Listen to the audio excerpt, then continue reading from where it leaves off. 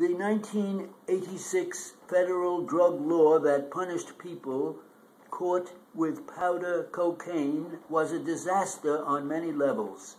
It has undermined and the faith in the justice system by discriminating against poor and mainly minority crack users and favoring affluent white users who preferred the chemically identical powdered form. Congress tinkered at the margins of the law but failed to eliminate the sentencing disparity when it passed the Fair Sentencing Act of 2010. Now, Republican lawmakers are trying to compound a long-standing injustice by opposing a proposal that would allow some people sentenced under the original law to apply for reductions in their prison terms. The original law was grossly unjust. It mandated a minimum 10-year sentence for anyone caught with 50 grams of crack, about the weight of a candy bar.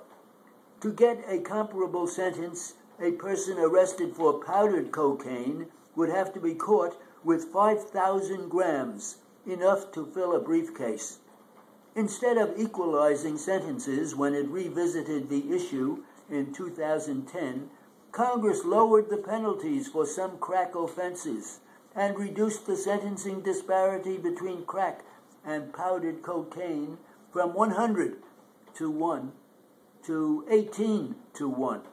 The United States Sentencing Commission, which sets federal guidelines, has issued temporary sentencing rules for people who were convicted of offenses after the new law took effect last fall.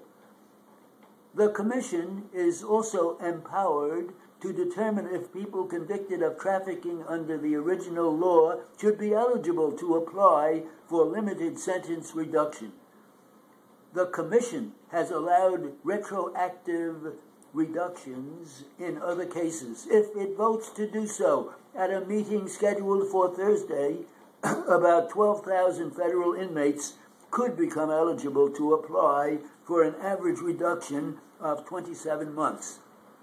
Republican lawmakers, however, are trying to intimidate the Commission into rejecting retroactivity.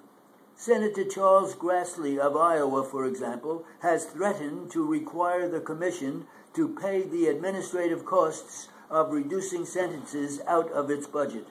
The Commission should ignore this harassment and vote in favor of sentencing fairness. It's a good idea to require able-bodied welfare recipients to work in exchange for benefits. But research has discredited inflexible workfare programs that shunt people into dead-end jobs instead of giving them education and training that could improve their long-term prospects.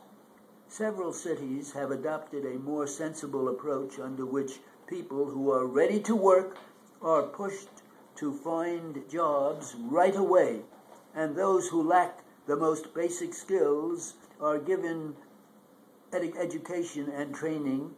This mixed strategy approach has helped raise employment rates and increase earnings for former welfare recipients. New York City is striving to follow this model, but appears to be falling short. The city must do more to connect young adults on public assistance with educational programs that could help them succeed in the labor market.